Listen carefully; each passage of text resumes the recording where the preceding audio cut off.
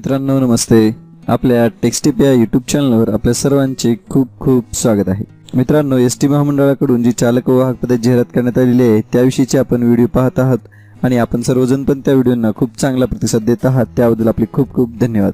काल जो आपला व्हिडिओ आला होता की कागदपत्र बसण्यासाठी तारखेचा येणारे SMS असा जो व्हिडिओ दिला होता, तर त्यावर भरपूर मित्रांनी अशी कमेंट केली होती की सर या भरतीवर स्टे आलेला आहे आणि त्याविषयीची माहिती द्या।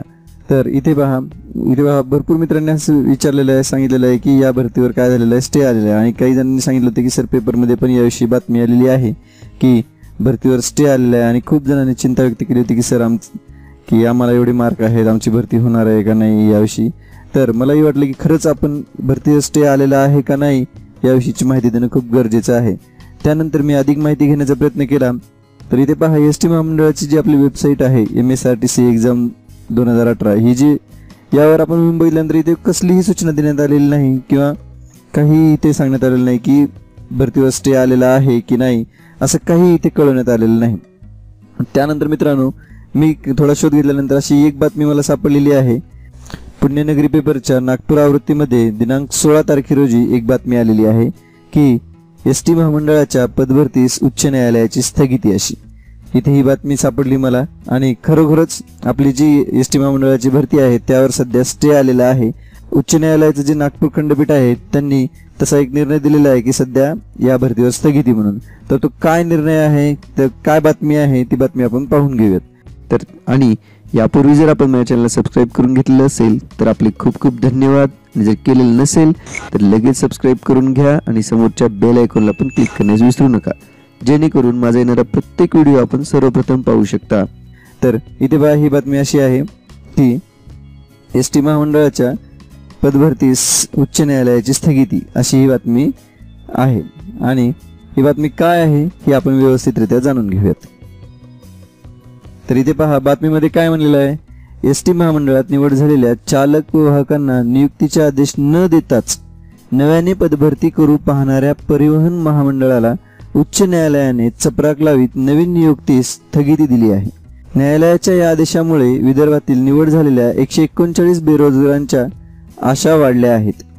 मुंबई उच्च न्यायालयाच्या नागपूर खंडपीठाचे न्यायमूर्ती RK देशपांडे व न्यायमूर्ती SM मोडक यांनी दिनांक 11 मार्च रोजी हे आदेश पारित केले आहेत। राज्य परिवहन मंडळाने 2015 ते 18 पहा व्यवस्थित आहे का की इथे काय सांगितलेलं आहे की कोणत्या भरतीवर स्टे आलेला आहे आणि काय नेमकी ही घटना आहे ते। तर इथे काय म्हणलेलं आहे, राज्य परिवहन मंडळाने 2015 ते 18 या कालावधीमध्ये चालक व वाहकांची 139 पदे गडचिरोली विभागीय कार्यालयातून भरण्यासाठी चालक व वाहकांची निवड केली होती।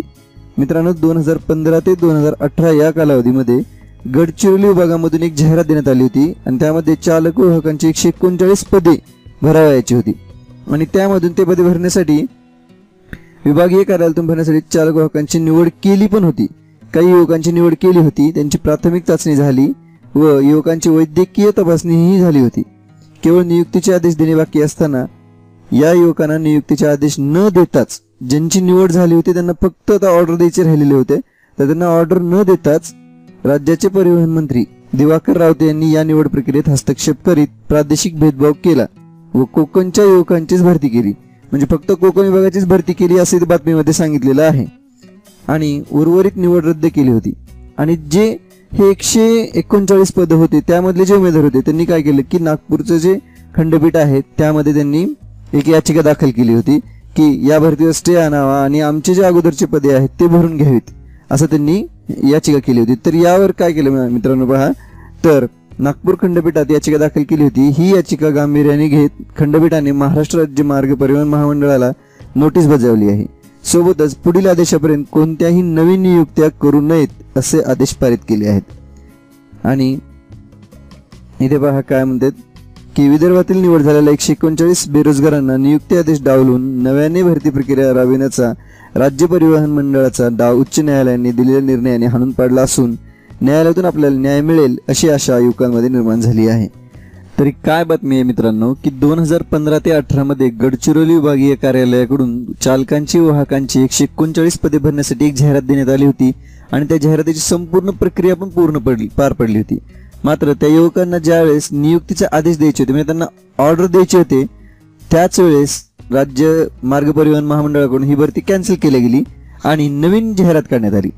तर त्याच्यामुळेच हे जे उमेदवार होते 139 उमेदवार यांनी न्यायालयात याचिका दाखल केली होती की आम्हाला आधी सेवेमध्ये सामावून घ्यावं आणि मगच पुढची भरती करावी. त्याच्यानुसारच न्यायालयाने ही याचिका गांभीर्याने घेतली आणि आपली जी सध्याची भरती होणार होती त्यावर स्टे दिलेला आहे. तर मित्रांनो, या स्टेमुळे एवढे काही घाबरून जाण्याचे कारण नाही, कारण की ही फक्त 139 पदांसाठीचीच होती आणि फक्त गडचिरोली विभागाकरता होती. तर यावर पुढची सुनावणी होईल व पुढचा निर्णय लागल्यानंतर भरतीवर स्टे लवकरच उठला जाईल अशी आशा वाटते.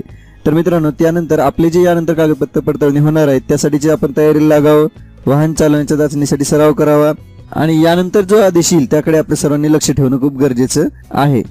तर या व्हिडिओद्वारे मित्रांनो मी तुम्हाला एसटीची जी महाभरती आहे त्याची जी सद्यस्थिती आहे नेमकी काय आहे, की स्टे आलेला आहे की नाही, ही याची माहिती देण्याचा प्रयत्न केलेला आहे. व्हिडिओ उपयुक्त वाटला असेल तर व्हिडिओला लाईक करा, शेअर करा.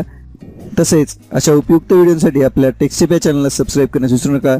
धन्यवाद. थँक्यू.